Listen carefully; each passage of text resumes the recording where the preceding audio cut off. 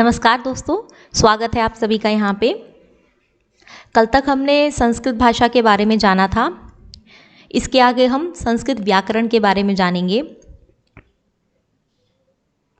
क्योंकि किसी भी भाषा को जानने के लिए उसके व्याकरण का ज्ञान होना आवश्यक है, तो सबसे पहले हम व्याकरण शब्द से परिचित होते हैं कि व्याकरण शब्द का क्या अर्थ होता है। तो जैसे कि यहाँ पे फर्स्ट पॉइंट दिया गया है, व्याकरण किसी भी भाषा का संविधान होता है। जैसे कोई भाषा है, हमें कोई भाषा बोलनी है, तो यदि हम उस भाषा को गलत तरीके से बोलेंगे या शब्दों को आगे पीछे करके बोलेंगे तो सामने जिसे हम अपनी बात समझाना चाहते हैं उस तक हमारी बात नहीं पहुंचेगी। तो भाषा को बोलने के लिए उसमें कुछ नियम, कायदे और कानून होते हैं, उसका ज्ञान हमें व्याकरण से होता है।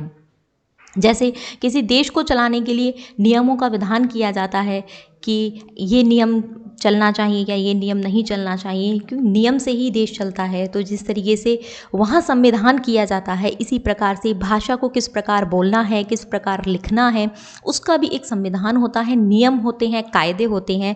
तो इस प्रकार से हम कह सकते हैं कि व्याकरण जो होता है वो किसी भी भाषा का संविधान होता है। और आगे कहा गया है कि व्याकरण के द्वारा हमें शब्दों के निर्माण एवं शब्दों के व्युत्पादन का ज्ञान होता है। व्याकरण का कार्य क्या होता है? पहली बात तो व्याकरण किसी भाषा का संविधान है, इसका मतलब उसमें नियम, कायदे, कानून होते हैं किसी भाषा को जानने के लिए। व्याकरण का कार्य क्या होता है? तो व्याकरण के द्वारा हम शब्दों का निर्माण कर सकते हैं और शब्दों का व्युत्पादन कर सकते हैं। व्युत्पादन का निर्माण का मतलब शब्दों को बनाना, और व्युत्पादन का मतलब होता है शब्दों की उत्पत्ति जहाँ होती है। प्रकृति और प्रत्यय के द्वारा शब्दों की जो उत्पत्ति होती है वो व्याकरण के द्वारा ही होती है। इसलिए कहा भी गया है, व्याक्रियन्ते व्युत्पाद्यन्ते शब्दाः अनेन इति व्याकरणम। मतलब जहाँ पे व्याकरण का निर्माण किया जाए, जहाँ पे शब्दों का निर्माण किया जाए, जहाँ पे शब्दों का व्युत्पादन किया जाए, शब्दों की उत्पत्ति की जाए, उसी को हम व्याकरण कहते हैं। आगे एक और बात आती है कि व्याकरण के बिना हम शब्दों का तत्वतः ज्ञान प्राप्त नहीं कर सकते। यदि व्याकरण नहीं होगा तो हमें शब्दों का तत्वतः शब्द का अर्थ है यहाँ पे यथार्थ, सही ज्ञान हम शब्दों का प्राप्त नहीं कर सकते यदि हमें व्याकरण का ज्ञान नहीं है।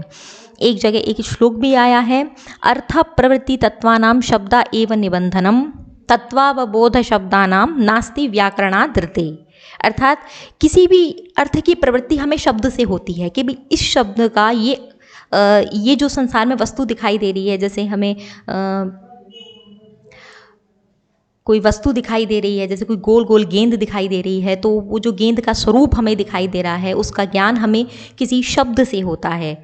किसी बालक को गेंद का ज्ञान नहीं है, लेकिन जब किसी ने बोला कि ये वस्तु गेंद है तो उसे ज्ञान हो गया कि ये गोल गोल प्रकार की जो वस्तु होती है इसको हम गेंद नाम से पुकारते हैं। तो अर्थ का ज्ञान हमें शब्द से होता है, लेकिन शब्द का ज्ञान हमें किससे होगा? शब्द का ज्ञान हमें व्याकरण से ही होगा। इसलिए व्याकरण के बिना हम शब्दों का तत्वतः ज्ञान प्राप्त नहीं कर सकते हैं। तो इस तरीके से ये व्याकरण के बारे में हमने जाना। अब हम आते हैं संस्कृत व्याकरण के बारे में। तो जैसे कि आप जानते हैं कि संस्कृत बहुत ही प्राचीन भाषा है, ये हम पहले वाले चैप्टर में पढ़ चुके हैं।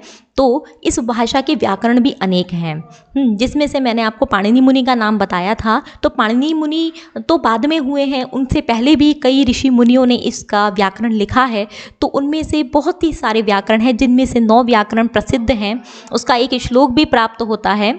उस श्लोक में लिखा ये श्लोक है जिसके इसमें बताया गया है कि ऐन्द्रम चांद्रम काशकृष्णम कौमारम शाकटायनम सारस्वतम चापिशलम शाकल्यम पाणिनीयकम। तो इस प्रकार से इसमें 9 प्रकार के व्याकरणों का उल्लेख किया गया है। ऐन्द्र व्याकरण, चांद्र व्याकरण, काशकृष्णम, कौमारम, शाकटायनम, सारस्वतम, आपिशलम, शाकल्यम और पाणिनीय।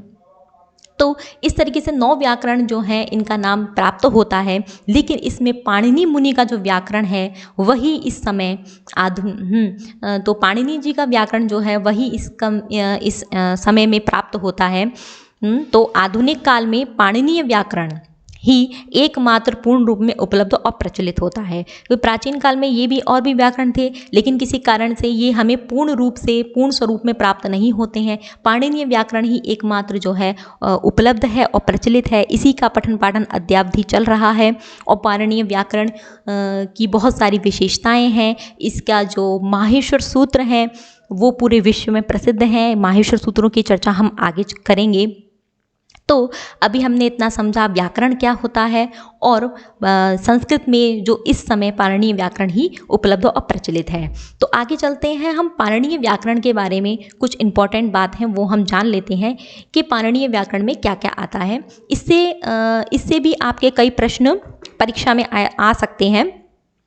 तो पाणिनीय व्याकरण के बारे में जानते हैं।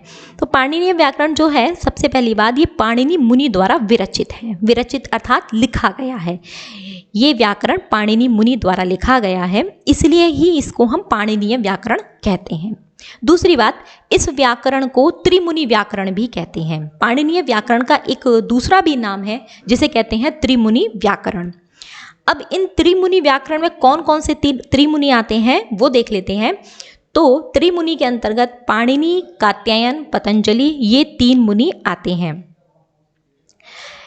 तो अब ये पाणिनि मुनि, तो पाणिनि, कात्यायन और पतंजलि, ये 3 मुनि आते हैं। इन तीनों मुनियों ने क्या क्या किया है इसके बारे में आगे है कि पाणिनि मुनि जो थे उन्होंने सूत्रों की रचना की।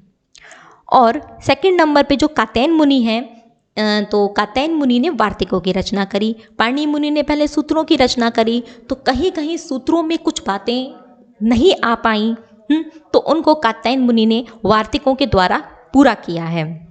और पाणिनि मुनि के सूत्रों और कात्यायन मुनि की वार्तिकों के ऊपर पतंजलि मुनि ने महाभाष्य की या व्याकरण भाष्य की रचना की है। तो इस तरीके से पाणिनि मुनि ने सूत्र लिखे, कात्यायन मुनि ने वार्तिकें लिखी और पतंजलि मुनि ने उन दोनों के ऊपर भाष्य लिखा। तो इस तरीके से इन तीनों मुनियों द्वारा रचित जो ये व्याकरण है ये संपूर्ण रूप से उपलब्ध होता है।